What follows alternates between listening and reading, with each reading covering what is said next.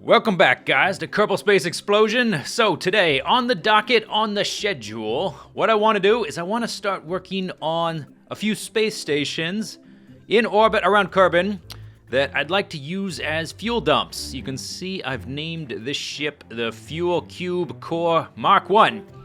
And it was originally my idea to send up this space station in multiple parts and have it snap together with the docking clamps and have this huge fuel dump so we can send spaceships up there, give them some extra fuel, and then send them off to places like Eve and Jewel, places I really haven't explored thoroughly. The two remaining places in the solar system for me to fully explore.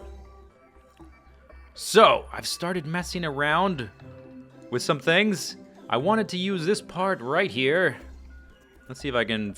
right here, the Rockomax HubMax multi-point connector. And if we zoom up, you can see I wanted to send up in the first section. The core is going to be, or at least it was going to be, two of these orange tanks with these multi-point connectors, and then I was going to add pieces to it, and eventually we're going to have a cube of orange tanks with solar panels and RCS, and it was going to be huge and awesome. However, I've been running into some very frustrating problems. Let's go ahead and launch this thing. This is obviously not enough fuel to get it into orbit, but let me just show you what happens. Okay, here we go. You can see already, you see the camera shifting down towards here? I think that means that the parts have already broken, even though they're still, they're still in the launch control. Let's go ahead and launch it though, and I'm going to keep the throttle down to about half. Hopefully that's enough to lift off. If not, I'll speed up, but watch what happens. Yep. Broken. Smash. Smash. Oh, look, we survived, though. Congratulations, Hut Hat. Hut Hat and Buzz, man, they're indestructible. Yeah, so those parts are extremely weak. We cannot put much weight on them. So here was the next revision of my idea, my big compromise. So that is not going to work unless possibly I lift the thing into space one orange tank at a time, which I'm not gonna do. That would be like 100 launches for one completed fuel cube. So here's the next version. I called this the fuel stick. I figure let's take out the multi-point connectors because they were the weak part. We'll take out the docking clamps because they're not very strong either, and we'll just use one of these Rockomax decouplers. Should be strong enough, right? We've got reinforcement here with these struts. And then we'll just launch these guys and dock them together, and we'll just snap these sticks together. And then they'll have solar panels, and it'll be a lot of fuel still, and I think that would work, right? Okay, let's launch this guy, see what happens. All right, here we go. Oh, and you know what's happened? Yeah, this decoupler has already broken. I have not even taken off, and the dumb decoupler has broken. When did they become so weak? Have these big decouplers always been this weak? What is the point of them? I really don't understand why a decoupler this big can't hold two orange tanks. If we use the smaller decouplers and two larger, or two of the smaller fuel tanks, the smaller decouplers can hold two fuel tanks. Why can the big ones not hold two fuel tanks? This is ridiculous. I can't even launch the thing. And the few times I've been able to launch it, it would break anyway. Yeah, sometime during space flights, usually during the gravity turn, when you put some kind of torque on it when you twist. So let's do yet another iteration. Let's try something else. All right, so it's not gonna work. Fine, let's throw the thing away, and let's start with just a probe core body, because we're gonna be sending these things up multiple at a time. And we'll just leave the probe core on there. You notice in that previous design, I sort of had a jettison escape pod, so that when we connect multiple up, then one of them could detach and return to Kerbin. We only need one of these guys per space station. But I think instead, let's use the Staputnik Mark 1. Now, what I was talking about before, if we use these, this is the biggest of the sort of smaller diameter fuel tanks. If we use these, and we put one of these guys on here, This little decoupler here, it can absolutely hold up 2 of these tanks without any sort of problem whatsoever. You can put torque on it, and if you put a few reinforcing struts to help protect it, it's absolutely fine. But for whatever reason, this guy right here, totally worthless. This guy, totally worthless. So, can't even hold up 2 fuel tanks. Let's see if it can hold up 1. Can we attach that there? No, we may need to do something like this. Oh, okay. Let's see. Let's do this. Tell you what, get rid of that. Let's do this. Like so. And then maybe something like this on either side. Yeah. There we go. And this guy is going to need... He's going to need some battery power, so let's pop these off for a second. You're going to need a battery reserve, and because you're a tiny probe core, you're going to need some torque to be able to maneuver. Let's give you that. Let's give you, just to make sure you don't run out of juice on the dark side of the plane. Oops, I think I may have clipped those together. Let's give you 2 battery packs and 2 of these torque modules, whatever they're called. And then we'll do that, and then we'll do something like this. And if I can get those to work. So we're gonna basically, instead of putting 2 fuel tanks on 1 decoupler, I'm going to try, instead of just doing 1 fuel tank per launch, which would take me forever to get a decent amount of fuel up into space, we're just going to divide it, something like this. And actually, we can probably... That's kind of far apart. Let's do this.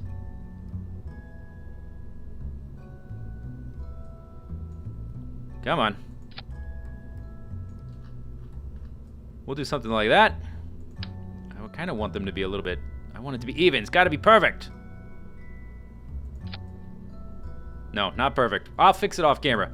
But this is what we're going to do. We're going to create a ship like this. We're going to send these 2 up into orbit as a fuel dump for future missions. Okay, so here is the design for our updated fuel dump station launcher thing. I had to add a lot of these little struts and little girder things around the outside to reinforce the shimmy and shaying and swaying and vibrations that occur from these stupid Rockomax decouplers. Man, they are so unsteady and unstable. I'm so sick of them. There's a reason most of my recent ships, let's go ahead and launch. There is a reason most of my recent ships have been using radial decouplers more than the stack decouplers, and that's because they're vastly superior. And I think after this experience, I'm going to go back to that philosophy, because they work so much better. I've had nothing but trouble and complaints with these stack decouplers. They really need to be strengthened. They're kind of worthless. They're pointless. I hate them. I hope they die. Okay, I'm done. Okay, so we have a fairly simple rocket. Only 4 stages, if you can believe it. That's like the most minimal thing I've made in a long time. The only downside to this design is that these girders I had to put, they stick out a little far, and they're going to make docking with a duplicate version of itself a little bit harder. Now, we don't need to dock it with itself. We don't need to send 2 up. 2 full orange fuel tanks is a pretty good amount of fuel to reinforce or to refuel a future ship with. But I would like to try to dock 2 of these guys together just for fun. Just before I do that, I'll have to jettison these little tanks here, and once we get to that stage, that'll be a little bit more apparent. So we've got rid of our first stage. This is a very kind of an awkward shape, just out of necessity of trying to split the weight up here via these 2 decouplers. And I think, oh yeah, so what has happened, you can see I've got 1 fuel tank decreasing, the other one hasn't. One of these decouplers is already broken, so we've got to start over. We got to start over.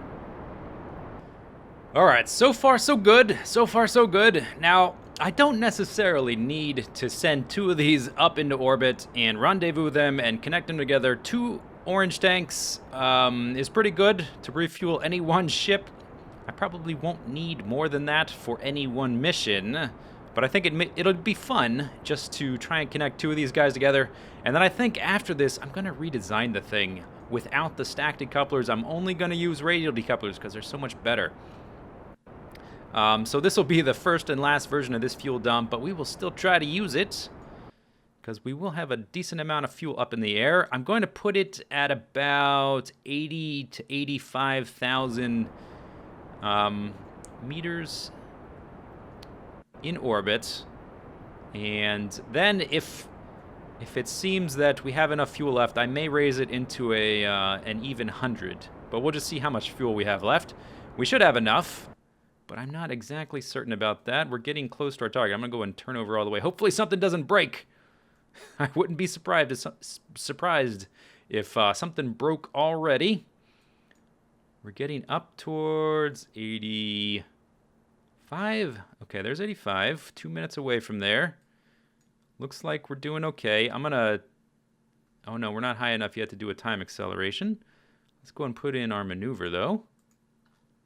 See how long that's gonna take us. There it goes. And let's tell that. Let's see. 85. Periapsis. Whoa! 85. 86. Okay, that's pretty good.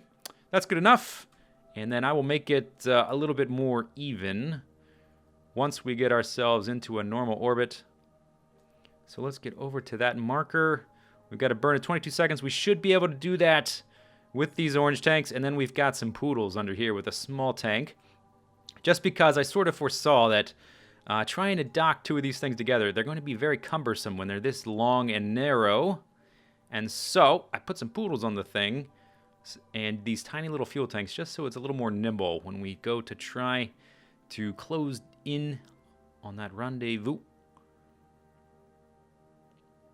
Okay, here we go. Get to about 14. Oh, okay. We're past it. It's fine. It's not that big a deal, actually, because I'm going to fine-tune it afterwards. Let's just see if we can actually get into a decent orbit. And if we have enough fuel left, I will raise it up to 100 and 100. Apoapsis and periapsis. Looks like we're going to do it just fine. Yeah, there we go. Okay, good. So what did we end up with? 85 and 103. All right, so I'm going to fine-tune that off camera, and then we'll send another one up into space and try to rendezvous. Okay, so we've got the Fuel Depot Gemini. I think, is that what I called it? What did I call this? Fuel Gemini Mark III. Took me 3 versions to get it to work. Kind of. I had to launch this thing about 8 times to get the second one into orbit without one of the decouplers breaking and ruining the whole thing. There's the other guy.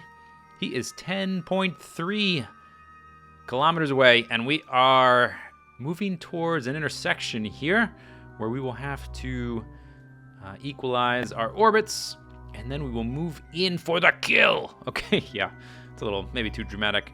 Okay, so our current relative velocity is about 59 meters per second. Let's go ahead and fast forward. I changed, after I got them both in orbit, I took a moment to change their ascending and descending nodes. I set them both to the moon, because I believe it's flat with the plane of the ecliptic, and they both have a 0.0 degree ascending and descending node with the moon. Let's get closer here to our closest approach. We're gonna get right up to right there. Okay, regular time. Okay, now we have our target set, and we need to change this to 0, and I either have to burn retrograde or prograde. Let's try retrograde first. I'm not sure which one it is, but it's just a little trial and error. Okay, what happens if we burn this way? Okay, it decreases. Okay, that's the direction we need to burn in then. So let's go ahead and burn that way, and that should give us the same orbits. And then we can start to slowly get closer. Get this basically down to 0, and then we will burn towards our partner. Boink. Okay. So now we have only 1 meter per second separating us. Let's go ahead and drop that down even more to 0. Excellent. All right, where is he? He's right over there, 1.6 kilometers away. Not too shabby. We're going to... We have another intersect. Well, we're basically in a continual state of intersection at the moment. Now we just have to get kind of close. And eventually I will have to drop off the tanks of one of these guys. These tanks and these poodles. Are these the poodles? Yeah, Rocco Max Poodle Liquid Engine. First time I think I've ever used them. Because they are going to get in the way if we try to sync up this way. Or, you know, alternatively, we could just connect to these guys. And since I'm never going to use this design again, maybe that would be just a little bit simpler to do it that way. I guess, yeah, let's try and do it that way. I've only ever successfully docked something once, and that was only 1 port at a time. Maybe we should try to do 2 ports at a time before we try to do 4 ports at a time. Let's do it in increments. How about that? And we want to build this up to about, I don't know, 15 meters per second until we get kind of close. Come on, let's get a move on here. And then we will just wait until we get a little closer, and then we will reverse that. So I'm going to go ahead and spin around. We've got plenty of electrical charge. Shouldn't run out of electric charge before we have to dock, but if we do, we can just do this. Even if we were on the dark side of the planet, we would still have enough charge. But I definitely want to keep them stowed away when we're docking so that they don't brush up against anything and shatter. They are made of paper mache. They're nearly as durable as the Rocco Max decouplers. Actually, the Rocco Max decouplers are probably a little bit weaker. Okay, here we come. Very nice. 800 meters and closing. Well, we're not quite to 800 meters, but we're getting close. And we're going to pull up alongside it, and then we're basically going to do the same thing until we have our relative velocity, until it's totally equal. 600 meters. There's going to come a point where we're going to stop getting closer because I guess I didn't burn directly towards it or something. And this is probably a good place as any. There we go. And let me go ahead and put that down to 0. We're down to, whoa, okay. Yep. Jibber jabber. Let's get that all the way down to basically 0. Good. And then we'll kill our speed.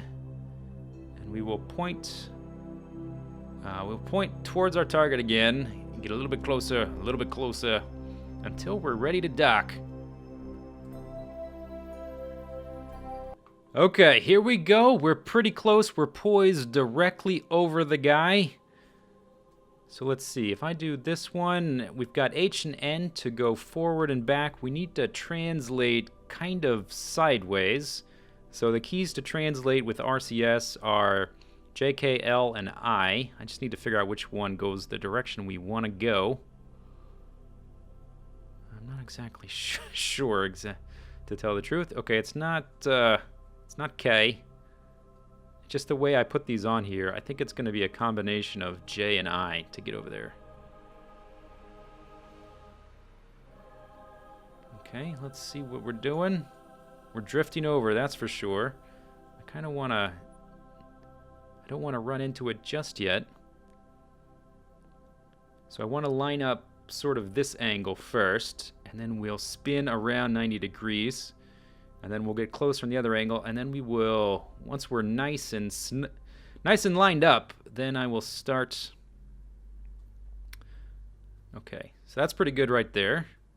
Let's get those to stop. Stop. Pretty close.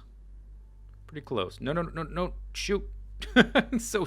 So delicate. Okay, now we need to go sideways. See how far off we are? Let's see. That's gonna be... Which direction is that? We want to go... These two, I think. Maybe. Just the way I put the RCS on here, I kind of have to use 2 keys at once instead of just 1. In the future, I think I definitely need to correct that tendency. That's not very good. But we're getting closer slowly. This is a very tedious process. If I had put the RCS thruster blocks on here in a little bit better manner, then it would be okay. No. Go back over there. Here we go. We're getting there. We're getting there, though. And then once we get nice and lined up, we'll just go straight down onto it and let it do its thing. We'll turn our RCS off and our SAS off. Okay, stop going that way.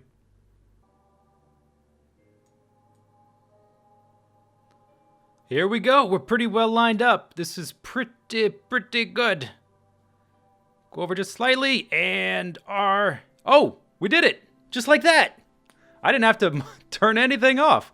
I was super quick. I was about to turn off the RCS and the SAS because people always tell me in the comments, turn those off and let the docking clamps do their thing. We didn't have to, though. I lined it up good enough. They should both be docked. Undock. Undock. Excellent. Okay, and then we've got 2 of these control guys. Stay Putniks Marks 1s. But that's okay. We can control from either one, and if we actually needed to drive the ship somewhere, we still have fuel left, and what we would do, we would just disable. Oh, you can't see that because of the nav ball. You would just like shut down the engines on the other side. So that's pretty good. We have 4 full orange tanks in orbit. We can turn off RCS and SAS because we don't need them now. And it's parked at 100,000 meters. So that's pretty good. I think that's a success. And that'll do us for now. If I empty this thing out, then we'll make a new model that hopefully works a little bit more reliably. But we definitely have enough fuel up here to launch a mission for Eve, which I think is going to be our next goal. Either Eve or Gilly. One or the other, possibly both. Hope you guys enjoyed the video. See you later. Take it easy. Oh, wait. No, I forgot something. Let's not forget the most important thing. And let's point it towards... Oh, is the sun setting? Dang it! The sun's setting. But you get the idea. Solar panels, yeah. Okay, see you guys later. Bye-bye. Bye-bye.